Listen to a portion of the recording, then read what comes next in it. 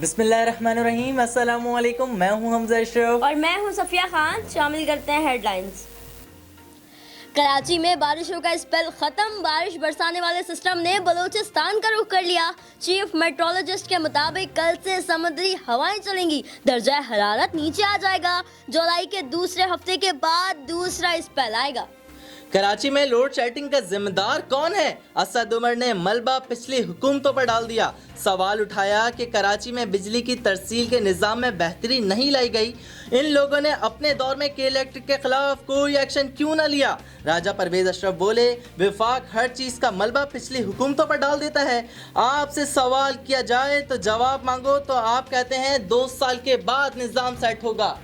کہ الیکٹرک کے ستائے عوام کی دہائیاں وزیر اعظم تک پہنچ گئیں۔ عمران خان نے گورنر سندھ اور وفاقی وزیر اسد عمر کو کہ الیکٹرک انتظامیہ سے ملنے کی ہدایت کر دی، کہا انتظامیہ سے ملیں اور مسائل کا حل نکالیں۔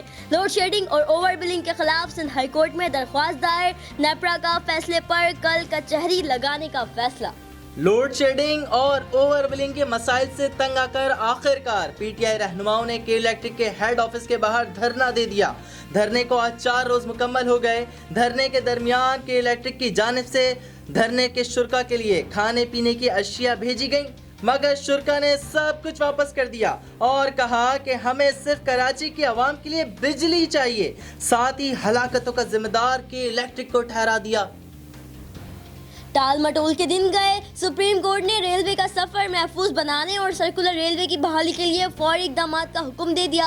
دنیا میں بلٹ ٹرین چل رہی ہیں اور پاکستان کا انفراسٹرکچر کسی قابل نہیں، تمام شعبوں میں بہتری کی ضرورت ہے۔ شیخ رشید کی جانب سے 1 لاکھ بھرتیوں پر حیرت کا اظہار، محکمے کے پاس پہلے ہی 77,000 ملازمین ہیں، نئے ملازمین کہاں کھپائیں گے؟ قومی اسمبلی میں عزیر جان بلوچ کے اعتراضی بیان کی گونج، مراد سعید نے ایوان میں عزیر بلوچ کا اعتراضی بیان پڑھ ڈالا۔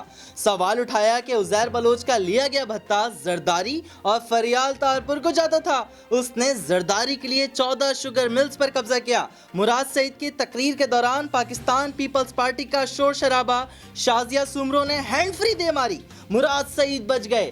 فی الوقت اتنا ہی، مزید خبروں اور اپڈیٹس کے لیے وزٹ کریں ہماری ویب سائٹ csnlive.tv۔ اس کے علاوہ آپ ہمیں فیس بک اور ٹویٹر پر بھی جوائن کر سکتے ہیں۔ دیکھتے رہیے CSN۔